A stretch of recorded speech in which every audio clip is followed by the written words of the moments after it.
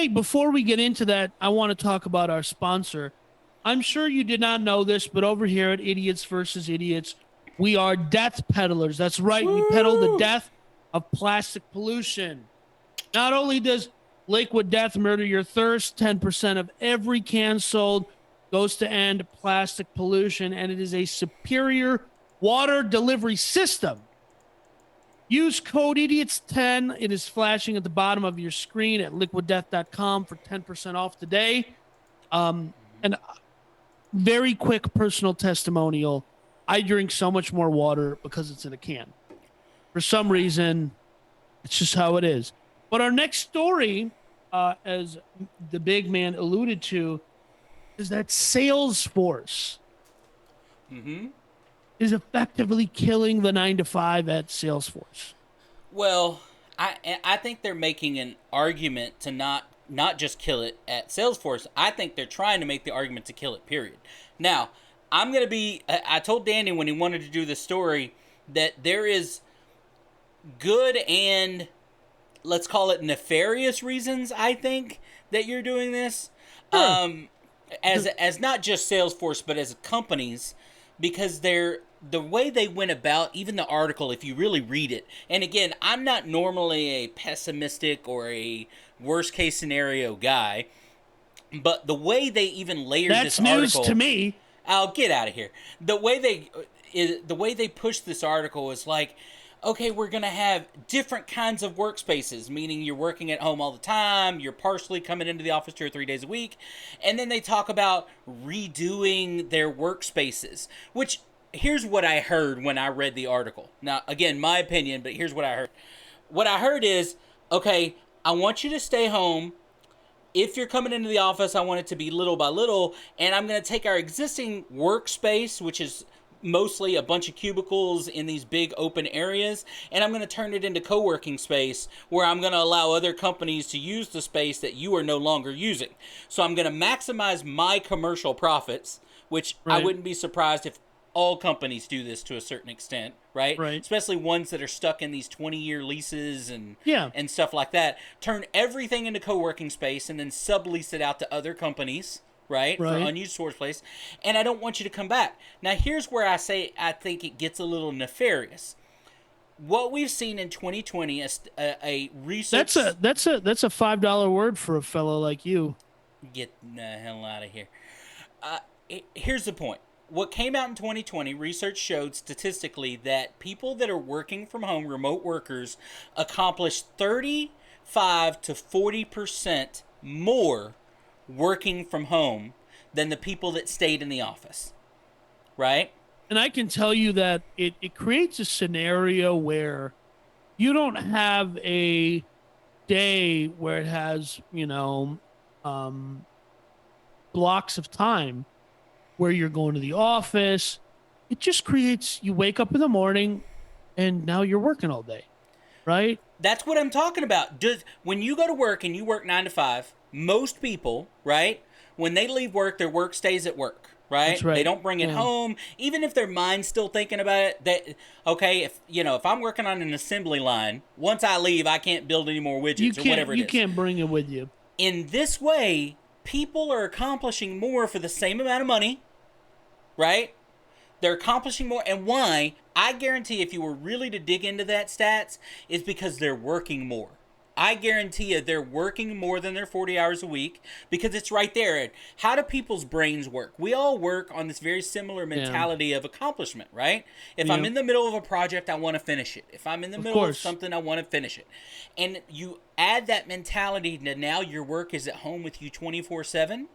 Yeah. Okay, yeah, I'm working on it at 2 o'clock in the morning because that's when I'm awake, but I keep working on it. How many hours did these people that accomplished 35, 40% more, how many hours did they put in? That's a good question. But I also do think this. I think there is something to be said about I'm comfortable. I'm wearing pajama pants. I do think that adds to workflow. I do think you accomplish more when you're comfortable and there isn't pressure. Listen, nobody wants to sit on these Zoom meetings, right? And so Yeah. Death by Meeting is a book. You can read it. I think meetings are so inconsequential in what they achieve. Oh yeah, Right. no, that they're wasted. And They're so people. listen, Middle management gets paid for something. exactly. So when at the beginning of Dos Equis in 2020, your internet best friend over here, Danny, was let go from a huge company. And that was fine. It all worked out for Danny. Um, but one thing, because I had gone from working from home by myself for myself to working at a large corporation. This is a large global corporation. Mm-hmm. And the first thing I noticed was all of these meetings would populate in my schedule, and I would spend an inordinate amount of time. I was a senior project manager. It was a fun gig. Um, and the volume of time I wasted explaining to people what I was doing and why I did it and justifying my process was unbelievable. I was like, the point was the end user, the customer got a product delivered to them. They were happy and they Done. paid us, Right. right? Even though that's an accounts receivable problem, they paid. They're Right. happy. I did my job, Mm-hmm. right? But you didn't log the blah blah blah blah. Oh, jeez, I It's middle spent management. Middle I management spent calls these meetings. I spent 2 hours a day logging what I was doing the other hours of the day. I'm No, not kidding. again, this is when I've argued this for years and decades. This is when companies become what I call bloated, right? When you're paying people to keep Kind track of of like your people face. that are people, hey, shut your face. You're just as bloated as I am, my round friend. It's Okay, actually true. but but they become bloated when you're paying somebody to do nothing but micromanage somebody else. You're paying two people to do one job, right? And these middle management can kill a company with this kind of BS. These unneeded, uneducated. And guess what? There are entire books written on this micromanagement stuff, right? About Yeah. checking in with your people 15 times a day and giving them smaller projects so that you have an excuse to talk to them more often. And this is actually during that same study I was just talking about, Yeah. that the reasons they asked the people, okay, you accomplished 35-40% more. Why do you think that is? Right. And the list is fewer interruptions, more focus time, quieter work environment, more comfortable, like you said, right? Yeah. And not being involved in office politics. The Yes. So let me also just add in this other thing here. I'm a ridiculous person. That's just who I am. I'm not going to try to be something that is the else. understatement of the year, folks. Yeah. And like I had to and I have no problem not being political, but I have feelings in that regard. And it was an election year, and it was really unsettling to me knowing that everyone else in this huge office, openly displaying a single political view with no consequence. But if I said something along the line, well, taxation is theft, and all gun laws are infringements and unconstitutional, anti-human, that would be a problem. But it didn't stop. But listen, I love doing the job. But my God, the interruptions and the talking, and then someone's trying to get a promotion and they want to talk to you about it. Yeah. Well, not just the Absurd waste of politics, time. but office politics, right? That's right. Every office I have ever worked, and look, I haven't worked in an office in more than a decade, Decades. but the point They don't got a is chair big enough. they are still the same. It They doesn't matter are. whether you walk into one 30 years ago or today. The office politics of cliques and people Yeah. taking breaks together and this kind of stuff. Let me tell never you changes. which was an odd thing for me was the place where I went to go work was a sorority. Like it was I have no ladies doubt. from wall to wall. And all the guys were in the IT department, and when I first got there, they're like, "Oh, hey, you're upstairs IT, right?" I'm like, "No, project management. I work for this." They're like, "I'm on the web dev team." They're like, Was "Huh?" it because you were a guy, Danny? That could have been. Yeah, you're right. That's Go fair. ahead. Go ahead. Go ahead. I said, no, but they try to shove me to the web development sector of the office. I was like, no, project management. No, it's just what's interesting to me is what happens after a company like Salesforce and subsequently other companies say Everybody the 9 to else. 5 is dead. Here's what happens after that. And this has nothing to do necessarily with Dos Equis, but this is I've said this on the show before. Like we were moseying towards this result anyway, but Yep. now we're going at it at the speed of light, which is there is no such thing as an American company or an American job anymore. There's just a company that has a job, and there is a global marketplace where people who do certain kinds of work are competing. And if you're a smart person living in India or the Philippines or China, and you have the wherewithal to do certain kinds of programming where the language, it's a programming language. So English, Mandarin, Tamil doesn't matter. Right. It's going to Delphi is Delphi, whether you're in China or whether you're in, Right. you know what I mean, United States. But So, that's but my I- other and- point. That's my point Which is- about the bad side. And here's the other thing. That company that I went to work for hired me, not because of my bachelor's degree, okay, which took me 13 years to get. So, just think of it as a stab in the heart of a racial stereotype. They hired me because of my specific expertise in managing overseas teams, right? At no point in time in the interview did they ever ask how big the team was that I've managed. It was 2 people. But I managed an overseas team. That's the point. And they had a huge company that they had contracted with overseas, and I liaised all day that's it. Right. So, and then sat in meetings explaining why I emailed somebody over there instead of going to the specific person, emailing them to email that person. Yeah. The big companies for years have figured out how do I outsource. We call it outsourcing, right? Which I've never completely understood that term except for outside of the United States. But the point is how do I get my company dollar at the end of the month less, and employee cost is the biggest chunk, right? Employee cost and employee training is the biggest cost to every company. Human right? capital. Right, exactly. So how do I lower that cost? And the only way to lower that cost is to pay people less. But I need the production to continue at the same rate or higher, right? And pay people less. And in this kind of environment, like you said, if I need an engineer, if I need a programmer, if I need whatever, and I now have gotten rid of my geographic need, meaning my company lives in Austin, Texas, and I can hire anybody in the world that has those skills. Right. I'm not going to jump to that. Like Salesforce isn't just going to jump to that, but they're going to get there, right? In 5 years and 6 years, and then all of a sudden, you right here as a, let's just say, engineer, right? In Austin, Texas, you're not just competing against Austin, Texas engineers. You're not just competing against Texas engineers. You're competing against worldwide engineers. The global engineering, yeah. And I'll say this much as somebody who's outsourced a lot of work before. In my marketing business, I honestly like rather working with foreign staff because they're happy to do the work. But they're happy to work. I mean, I would pay them what they asked for. I had a client. Yeah, go ahead.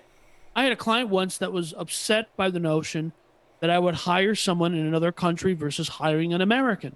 And I said, fine. I'll hire an American because I know somebody who can do the graphic design work. Mm-hmm. The price just went up by 10x. Right. And so she's like, well, I don't understand why you can't just pay this other person in the Philippines. I'm like, listen, the guy in the Philippines asked for $4 an hour. I gave him $4.50. It's what he asked for and then some. And I tipped him $50 on the back end. Okay? That's what he asked. So we're coming to a place where, as we talked about last week, satellite internet, because that is something that I still deal with a lot is, hey, my internet, I don't have the speeds to, deal with this, or I can't upload something, or I pay per gig, right? I pay per gig to upload. So, if I send you a 10 or 30 gig file, a video file to edit, they're charging extra. But I'm saying we're coming rapidly to a place where, listen, let me give you an example of, like, I didn't bring this up in the Starlink story last week, but the more wireless things become, right now, I have a grandmother that lives in India. If you call her on a phone, on a wired telephone, Mm-hmm. you can't hear anything. But if we just give the neighbor girl a call and say, "Hey, walk across the street," we can video chat with her in HD, Yeah. right? Yeah. So the No, you're absolutely wireless, right. these countries, third world countries, emerging markets, they don't have infrastructure, but the infrastructure is becoming less infrastructure, and it's becoming more just drop a satellite down on a roof somewhere. Access to inexpensive technology, right? Is If and you that, had like, satellite access in any third right? world country, all you would have to do them is give them inexpensive laptops, That's right. Chromebooks, and cell Yeah. phones and whatever, and Well, not then. Chromebooks, but But like I'm just saying that is the still, infrastructure of today's world. It's that's not laying down electrical lines. that's It's right. not. It's a different type of And infrastructure. the other thing too is these countries are so hungry for the for those companies to show up, they will make, because it's not the same thing as manufacturing sneakers. There's Okay? an entire workforce out there that would break their backs in a matter of months to learn something that you want them to do at the best of their abilities, right? Programming, engineering, And let's even whatever. say that you're going to lose 10% of the quality of the work, but you're going to cut the price by 80%? 60 by yeah, 60 80%. That's what I Exact. always Well, I that's tell what this. clients all the time. I tell clients all the time. We're going to do 85% of what the big companies will do for you. We're going to do 85% of it, and we're going to do it at a tenth of the cost. Yes. And then I proceed to charge them half of the cost, but that's just how it goes sometimes. Well, and look, there was an article 5 or 6 years ago. It made it to national news, and I don't really know why. Probably because of the size of the company it was at. But this company, and this is most rules that are created by companies, especially the resistance to workforces working from home, is always by fear, right? It's always by fear. Like, they're afraid that the work is going to diminish, or that they're not going to get as much done, or there's not as much accountability. It's always run by fear. And in this case, their fear was justified, but the guy was hired. I know kind the of story you're crazy, talking about. yeah, some kind of crazy 6-figure salary. He But he turned had around three and hired jobs at the some same guy. time. Yeah, Yeah. turned around and hired some guy in a foreign country to do it at out 10-20% of what he was making. And the guy set it up where it sent it to him, and he sent it to his supervisors for his daily things. And Yeah. the only reason he got caught is because he forgot to take the other guy's name off of it on one of the daily reports that he sent to his boss. He Yeah. forgot, No. he was forwarding the information and Yeah, yeah, forgot to yeah. change the signature or something, is the only reason he got caught. They were happy with the work. They were happy with what's going down, right? But the guy wasn't doing the I think work. if it's the same story that you and I are thinking of, he had actually 3 or 4 jobs. I have no doubt. It Yeah. wouldn't surprise me. I don't remember He had specifically. Like one I at said, it was 5 or 6 Intel, years ago. he had one at Intel, one at Verizon, one somewhere else. And one of the companies actually caught him only because they noticed that there was a login from a VPN to their VPN from a foreign country. That was it. So it wouldn't surprise me. Look, it's surprising to me that this is not a common story. Right. But that's their fear, right? Their I fear think that is all that happened was there was already a fire, right? Dos Equis dumped gasoline on it. And when management goes, hey, wait a second, these companies aren't going to dump middle management tomorrow. That's not happening, right? no. They're not going like Zappos did, holocratic, where it's a very flat organization. They're not doing that. They're going to keep their pyramid scheme going. Middle management went, hey, no one's asking me any questions. I don't have to bother these people. I'm going to keep getting paid. Of course, yes, we want everyone to work from home now. I mean, I think You may be you know, talking. We're talking about the death of 9 to 5. What you actually may be talking here is the death of middle management. it's true. That's more significant. I mean, think about Yeah. that. I mean, death to 9 to 5. You always need employees to do what employees do, right? Right, If you're yeah. if you're a marketing company, you need people to do marketing, whatever. But in a world where we're all working from home, or we're all being, you know what I mean? Hey, send in your reports once a week about your workflow and blah, blah, blah. Do you need 15 middle management positions? No. Do you need a store manager, a regional manager, an area manager, a blah, blah, blah? Do you need these middle management positions that, oh, by the way, cost the companies a crap ton and are one of their biggest liabilities? Yeah. I wonder if they keep the titles, they lower the salaries, and they just add it on to, okay, yeah, you're going to work from home, but we just need you to check on some, I think Right. that could be a I potential need as you to be a well. team leader, right? I need you That's to be a right. Yeah. team leader. Retail's been doing that, like pushing that down for a Yeah. long time now. I need you to be a team leader. But I would, if I was middle management, I would be frightened by this trend because again, why do I need you to look after 5 people when they're doing their jobs, right? Totally. Right? I think they're the ones at risk. This kind of stuff, but that's just my opinion on this. I think this is not a 9 to 5 is dead in the future. I think it's dead now. I think Yeah. it's a dead man walking, so to speak, Of course. right? And it's just being held up by people doing what they've always And done. and I went to that corporate gig just to see if I would like it, and I liked the job, but I hated everything. I liked the actual work, but I hated all the nonsense that went along with a corporate gig. No, I Right? I always felt that way in a workplace. I Yeah. knew it took me forever to figure out that me getting in trouble, and I was always the best at whatever job I held.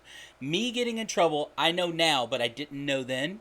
Yeah. Me getting in trouble back then is because I didn't fit into the employee box. I I don't was an either. entrepreneur. I was a Right. different way of thinker, and that caused Oh, I thought you problems. meant like No, size. No, but so at then I speaking. used to feel bad because I didn't Yeah. fit in that box. I did. Right. I really, because I always wanted to do, very prideful person, right? I always wanted to do the best I could for the Yeah. people I was doing it for and with. Right. But I figured out I didn't fit in that box. You Right. know what I mean? Maybe in today's world I would, because like you said, you don't have no longer have to deal with a lot of the junk that you did having to go into the office every day. Right.